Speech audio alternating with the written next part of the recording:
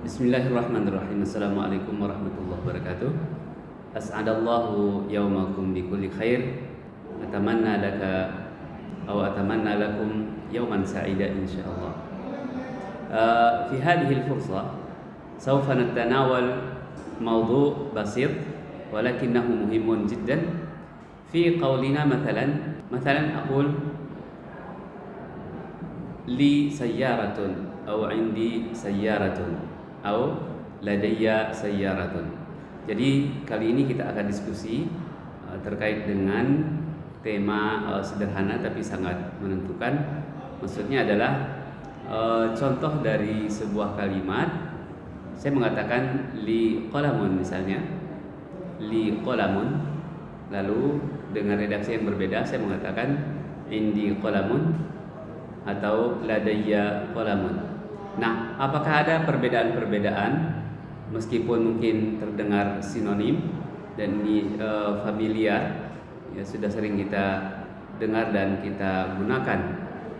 Apakah penggunaan atau kata lam lil milki itu li qalamun semakna atau sinonim penuh dengan makna atau dengan kata indi qalamun atau ladayya qalamun?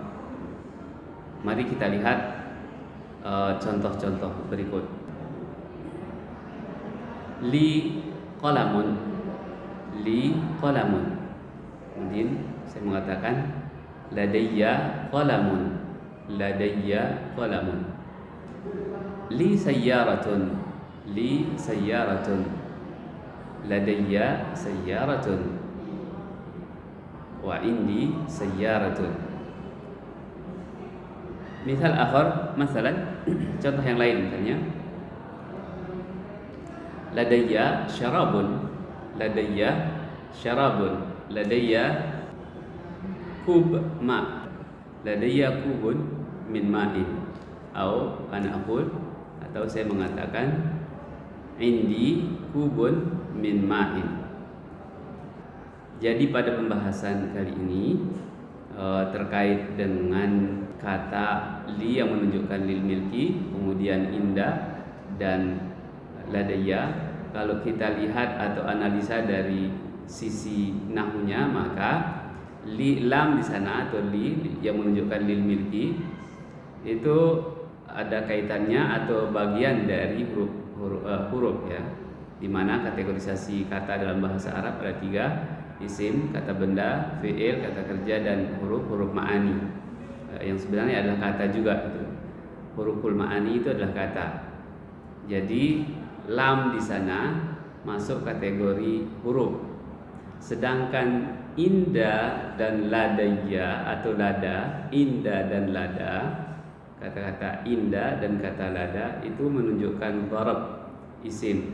Jadi itu pertama bedanya pada aspek kategorisasi kata ya, bahwa lam lil milki itu masuk kategori huruf, sedangkan huruful ma'ani, sedangkan kata inda dan kata lada itu masuk kategori kata benda. Jadi ketika saya mengatakan li qalamun misalnya, atau li sayyaratun, li baitun, tidak dipersyaratkan kata benda tersebut ada pada saat saya mengungkapkannya. Jadi tidak dipersyaratkan.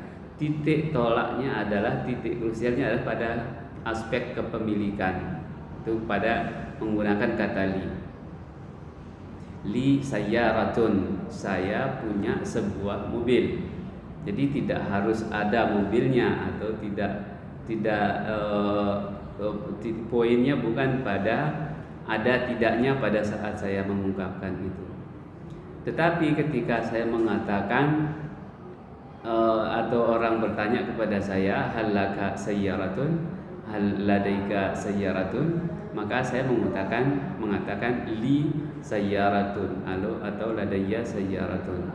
Maka yang titik poinnya di sini adalah mengungkapkan bahwa saya punya.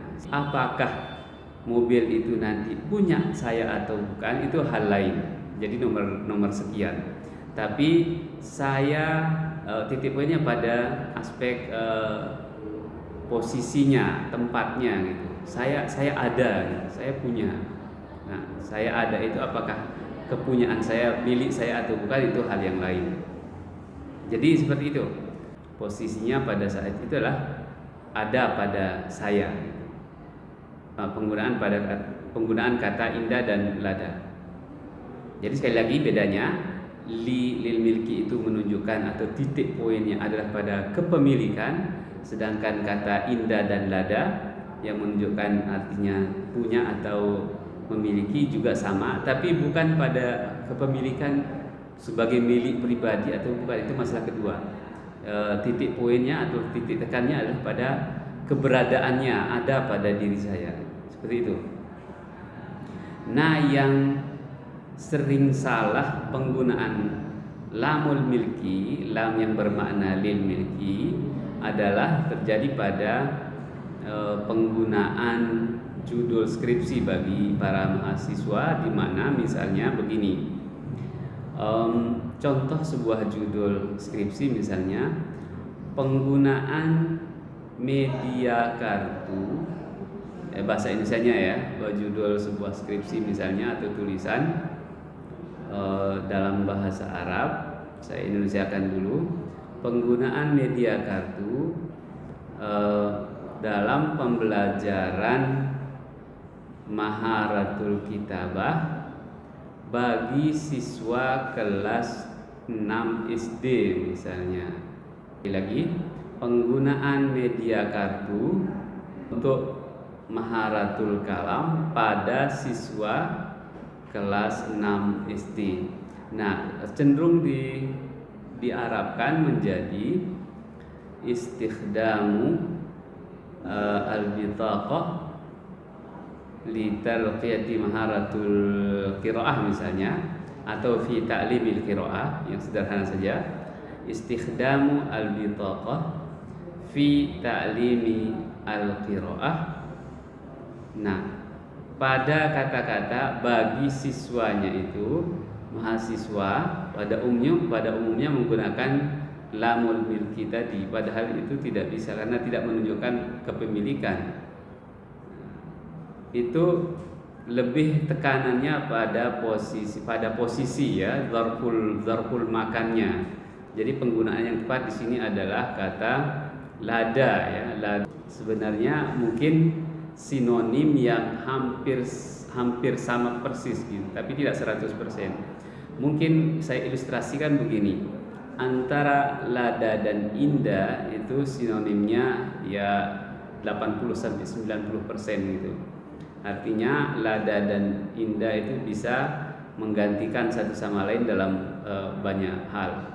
Sedangkan antara lada dan indah dibandingkan dengan lam itu yang menunjukkan kepemilikan, khususnya terkait dengan kepemilikan, itu sinonim yang 40% untuk lam lil milki karena hanya terkait dengan makna kepemilikan saja. Lada dan indah itu yang 60%-nya.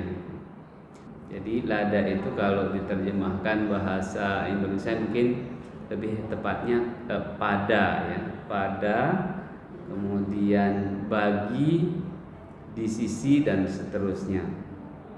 Lebih luas lagi daripada indah. Indah itu menunjukkan kepemilikan dan zarful makan, betul.